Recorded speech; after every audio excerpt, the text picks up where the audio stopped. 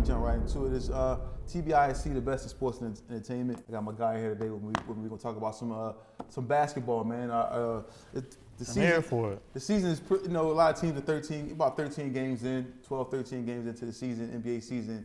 We have, a lot of, surprising teams. The most surprising team that I look at and see here at the top of the Eastern Conference would be the Cleveland Cavaliers. Cleveland Cavaliers have, they have Spider, Donovan Mitchell. They do have some great pieces, but nobody expected them to be 13-0. They have the best record since the Golden State Warriors in, I believe, 2015. I think the Warriors had the best record when they went to the NBA Finals. Ended up losing with the best record. But the Cleveland Cavaliers, 13-0. 13-game winning streak, so they're beating everybody. What's your thoughts on Cleveland Cavaliers? I would say in reference to the Cleveland Cavaliers, kind of like with every season, like some teams that's more so up and coming, they always going to start the beginning of the season off very, very strong and very, very like aggressive. Mm-hmm. So that's why I would say like a team like you said, like Cleveland. And look on the flip side, on the opposite side in the Western Conference, you got the 10-2 Oklahoma City Thunder. Yeah. Same thing. It's a bunch of young guys, and they feel as though it's like it's their time. Mm-hmm. But like everybody knows, like time will tell all things. It's like 82-game season. Me personally, I don't feel as though people really start actually going hard until actually after All-Star Weekend, mm-hmm. when everything's more so start really counting. So that's why I say that's probably more so why the NBA more so emphasized the in-season tournament. Yeah. That's because at the beginning of the season, some people be a little bit lackadaisical. So it like gives them an extra push, like, hey, listen, it's something to play for now. You guys exactly. can win the champion. You guys can win an in-season championship, and then you can win a championship at the end of the season for those who are really serious about this thing. But I think that was a good move by the NBA to kind of implement the in-season tournament because it gives everybody opportunity to, or for those who want to be, want to win something or want to have some type of success in the middle of the season, that in-season tournament gives them the opportunity. And it's always an incentive to play for. It's like you do get a cash bonus though, mm-hmm. but also it gives you a guaranteed spot in the playoffs. Exactly. So in the Eastern Conference, no surprise, you do have the Boston Celtics that's right behind the Cleveland Cavaliers. One of the many surprises that we see here which is the Philadelphia 76ers sitting at 2-9. They suffered a lot of injuries. Joel Embiid, Paul George hasn't played very much. Now Maxey is out. What do you expect? Do you think they'll be able to turn it around and probably get in the mix? They're currently sitting at they outside the playoffs looking in. So what do you think they can do to kind of turn things around? Well, I think as far as the Sixers is concerned, the way the new NBA is always everybody follow trends. So the trend used to be during the Golden State Warriors era is like you need shooters. Everybody got to have basically everybody on the team got to hit a three for you. Mm-hmm. So now we're in a different era because we got new champions that's trying to show something. The new champions is actually Denver and also Boston. And what Denver and Boston shows that your roster, y'all got to be 12 deep. You just can't have 5 starters or you got some cool players like some role players like 3-4 role players, whatever like that, and you can go 8 deep. Like, no, the new NBA, you got to be 10 deep. So in reference to the Sixers, it's like 6 is okay, but they got some names, but a lot of these names on their team is 14, 15 years old. Mm. So it's like they kind of like going, they're going in the right direction, but they're going the wrong way. It's like they're getting pieces, but the pieces that they're getting is not really more so for the future. It's something that I think they actually should have did previously. Actually, it's more so going hard because we definitely in the Embiid area, and everybody know it. Embiid's he got a short window at the end of the day. So at some point in time, Embiid will digress. And me personally, as far as like, I feel as though like Kevin Garnett said on one of his podcasts, is in reference to Embiid. It's like, it doesn't make sense. Like, how you gonna tell me in March, tell me in October, or even before October, before the season even start, that in March, you're not playing back-to-backs. Like, that makes sense. So that basically is like, And if you really check the stats, Embiid probably played like 50% of the games that he could have played as far as like him being injured or him just not playing whatsoever like that for his career. He's played probably like only 50% of his games, period. Because you got to remember, when we trusted the process, you got to understand what the process was. The process was Embiid got drafted. Next thing you know, he didn't play for like 2 seasons. Yeah. So then after that, we were still trying to get pieces. I say it's like doing this. I say they should have won harder. I say the Eagles. I say the Sixers dropped the ball way back when Popovich tried to give him an alley-oop for free alley-oop to Jim Brown for Kawhi Leonard. And you see how that turned out at the end of the day. Yeah, and then, but you look at the from my opinion, looking at the Sixers, I think they lack a lot of things. Firstly, they lack the availability of their star players, Paul George and Joel Embiid, and Maxey. Maxey being out now. I know Maxey is different. I'll say Maxey's injury is a little different because it's something that you see Maxey always be available. He's been he hasn't been out very much, but you see Maxey out now due to the hamstring issue. But now you look at the the Sixers roster. Look at the Sixers roster. They don't have very many shooters. They don't have enough shooters on this team, even with the healthy Embiid and the healthy Maxey. They don't have enough shooters. They need more 3-point shooters. They got Paul George. Paul George is a little a little older now, so he can't really give you those strong minutes anymore. He's not like you can't really expect too much from Paul George. I don't expect Paul George to even average 20 points a game this season, and you're paying him $50 million. No, not knocking him, get your money, but I don't think, in my opinion, I don't think he's worth $50 million. Now, as we continue on to go into the Sixers, I'll speak a little bit one more thing in regards to the Sixers. Another thing that you look at with the Sixers roster, where's the leadership coming from? There's no veteran leadership on this team. You do have exactly. You have Kyle Lowry here, but there's really no veteran leadership on this team. A bunch of young players just trying to figure it out. So we'll see what happens in regards to the Sixers. But we move on. Another thing that's surprising me in the NBA is, you have the Milwaukee Bucks. Milwaukee Bucks have been fairly healthy. You have Damian Lillard, Giannis, and they're sitting at the bottom of the Eastern Conference at 4-8. Nobody expected them to be 4-8. You see the Orlando Magic is a number 3 seed, but I've never expected Milwaukee to be sitting at. I'm looking outside the playoffs. Now it's early in the season, like I said, 13 games, but they're losing some games they shouldn't lose. Now a lot of people are saying, is it the coaching? Doc Rivers is up there in Milwaukee. Is what are you? I think thoughts? like I said, Milwaukee is one of those teams too that they got actual players. They actually do got a nice little roster, but the thing is, they may have some chemistry issues. Mm-hmm. Me personally, I think Doc Rivers is not probably one of the better coaches if your team got chemistry issues, because Doc Rivers is more so an old school coach. So his thing is more so, I'm gonna let you crash out before I actually try to actually do something. So, meaning like that, I'll say like a Doc Rivers type of coach to basically like, if the other team is going on the run, he will let you try to phase out the run, or more so stop the run. Basically, like instead of calling a timeout, as more so most coaches are trained to do, is like, okay, I'm gonna call a timeout. He's trying to run, but Doc Rivers is the type of coach to be like, okay, I'm gonna let y'all play out and see what happens. A lot of times that always backfire on him on some effect like that's still his call at the end of the day, or the call that he didn't make as far as the X and O's is concerned. So I'd say it's like Doc Rivers is diminishing as a coach, personally, I would say, as far as like the feedback he get from his players nowadays. It's like you can't knock Doc Rivers' resume ever since he was with Orlando. So I'll say that Orlando, when he was with Orlando and he had this thing with Dwight Howard and stuff like that, and how that team was rocking, it basically got him up to basically all these years, basically like a coaching job. Now, do you think at some point now, if they continue to struggle, you think Doc Rivers' head is on the chopping block? Yeah, Doc Rivers' head definitely is up there as far as like can be cut on some effect that if you're on the team, you got one job, and that's to win. Mm-hmm. And that's basically what your whole job description. I mean, not your whole job entitlement is basically if you won or if you lose. So if you're losing, guess what? You gotta be losing for a reason. If you're the reason, then guess what? It's like I gotta make it a business decision. If you're a caregiver, please check your pay stubs to be sure you're paid for overtime. Here at MegaCare, we make sure you're getting paid time and a half for overtime. Call now.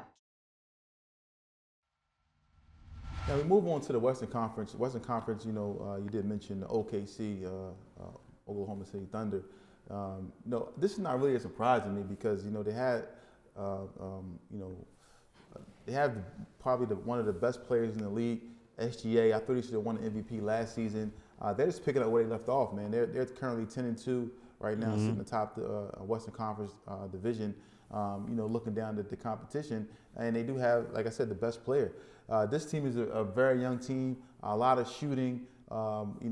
They play well together, and like I said, they have the best player. So I do expect them to, be at the top of the division for the rest of the season. What's your thoughts on the OKC? Yeah, OKC is legit, but they still have some more growing to do. Or I wouldn't even say they got more growing to do. I say they got more accomplishments to try to make, like more so achievements to obtain, because it's like they still got big humps in front of them, pause. Like Phoenix and Denver, and also still the Lakers, and also people can't forget about Memphis. Morant's back. Yeah.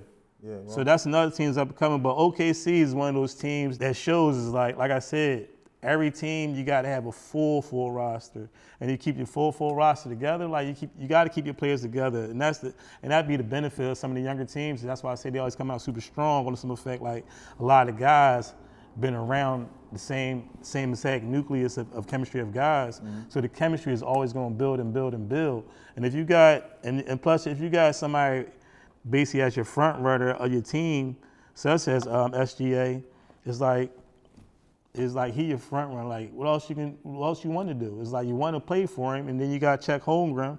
Like Chet Holmgren is official, but his whole thing is like if you're on the court or not. But he's still official. It's like they got plenty of players. They picked up Alec Caruso. Everybody know he's a 95 feet defender whatsoever.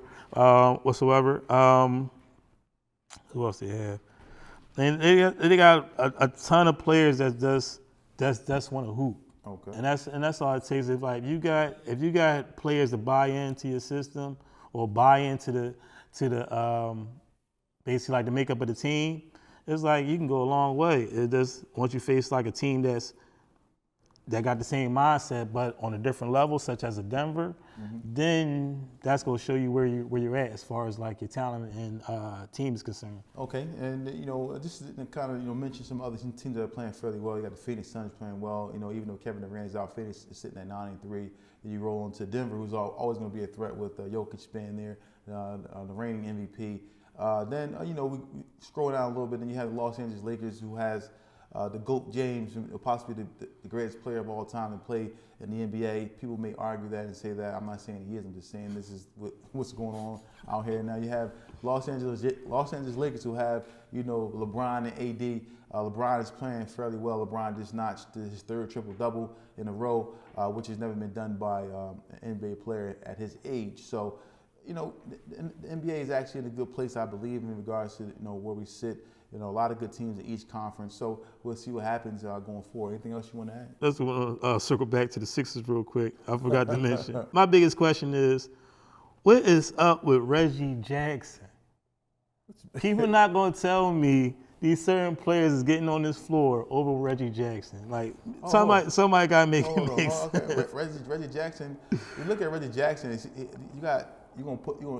see the kid Jared McCain. You see what he's doing. You think Ray Jackson is better than this kid from Kentucky? This kid is Me nice. personally, as I watched McCain. I'm sorry. McCain. I'm sorry. My apologies. Jared McCain is from Duke, point guard from out of Duke. He's playing amazing right now. He's averaging 13.5 points per game. He's a scorer. Against Cleveland, he had 34 points and 10 assists. And before that, against the Knicks, he had 23 points. He's playing fairly well, man. 27 against Charlotte, 18 against the Lakers. This kid is balling out. Now, you think you start Reggie Jackson over him?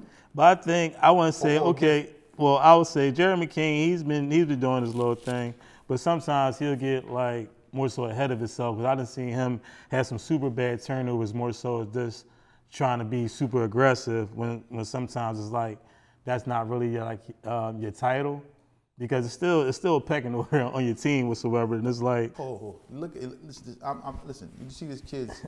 He's shooting 46%. Shot 46% from the field against Cleveland, 43% against the Knicks, 55% against the Charlotte Hornets, and 44% against the Lakers. he gets his shots. Like I said, he gets his shots up. But me personally, it's like, come on, it's like between him and like somebody like Kyle, it's like.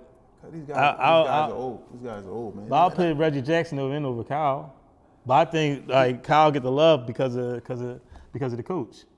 I mean, Kyle Lowry is a little longer too. I think he's there for the veteran leadership, man. You know, the kind of, you know, he does have a championship mentality because he won a championship with the Raptors. But this kid, man, I would like to see this kid probably play more. Even when Maxey come back, probably move him to the point, put Maxey, at the 2. This kid had 34 points and 10 assists against the Cleveland Cavaliers, man. This kid's playing fairly well. We'll see what happens. But he's young. Reggie Jackson is already known what he's known for in the league. He's not going to give you 30 on no nights, in my opinion. Kyle Lowry has, he's a little long in the tooth. His best years kind of behind him. Yeah. So I'll let the young boy play, man, because we drafted him for a reason at number 16. I just want to give him, his props as far as what he's doing on the NBA court, man. Shout out to Jared McCain, man. Yeah, like he's doing his thing, but I think he should like more so dumb it down a little bit, because like I said, sometimes he get over aggressive. Like I know 9 times out of 10 the coaching staff is more so telling him be aggressive, but you gotta be aggressive in moderation. You gotta listen to your coaches. I mean, I played ball with you before. Like you have no safety or you shoot at that. Yeah. So this kid is listening to his coaches. Coaches telling him to go out here and shoot the ball, go out here and play. And this kid, like without this, I'm glad you mentioned this. Without this kid playing, when we were without Embiid, well, even when we had Embiid, he played well. But we didn't. Without Embiid, even when Paul George is on the field, this kid is out playing. Yeah. He's outplaying Paul George. He's outplaying. Come on, without him, the game would have been lost. He put up 34 points in that game against the Cleveland Cavaliers. The closest player to him, remember, no Paul George playing, no Embiid, no Maxey. We didn't have nobody else help him in that game. You know what I'm saying? So this kid is balling out. Let him play. Got the Orlando Magic coming up, so we'll see what happens in regards to Jared McCain. But I think this kid. Keep doing what you're doing, man. I think honestly, and then you look at his numbers, he's probably going to win rookie of the year. Oh, I doubt that. Who's playing? I mean, I doubt that as far as rookie of the year is on some effect. I say it like this. If he continues to play right now, the state of the Sixers is right now, he's going to get his time as long as the 3 stars is out. Maxey, Paul, and Embiid. As long as them kind of dudes halfway in and out the games and stuff like that.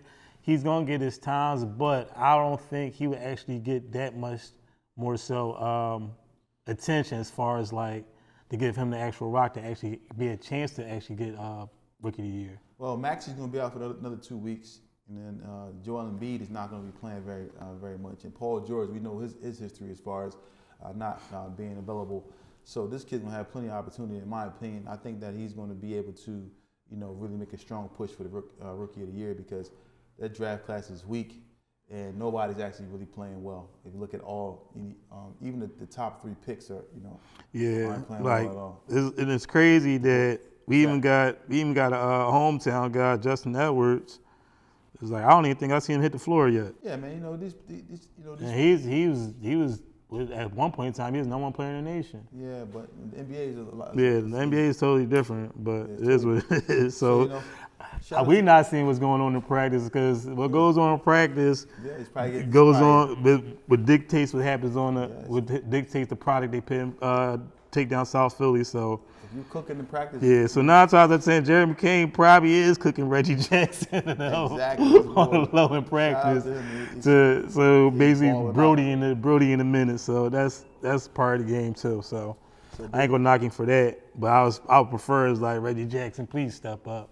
Or something. You already know what you gonna get from Reggie Jackson, man. You might get, he's real points, streaky. 10 points one he's game. He's a streaky guy. Then, 2 the next. And But one thing I give him, he will play defense, but he's not better than Jared McCain. Like, Yeah.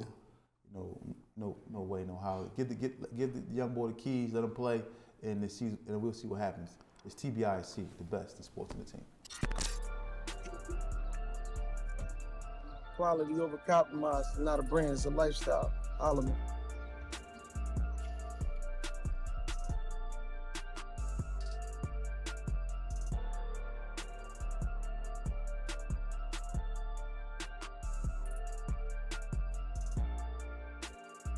Shout out to Holloman.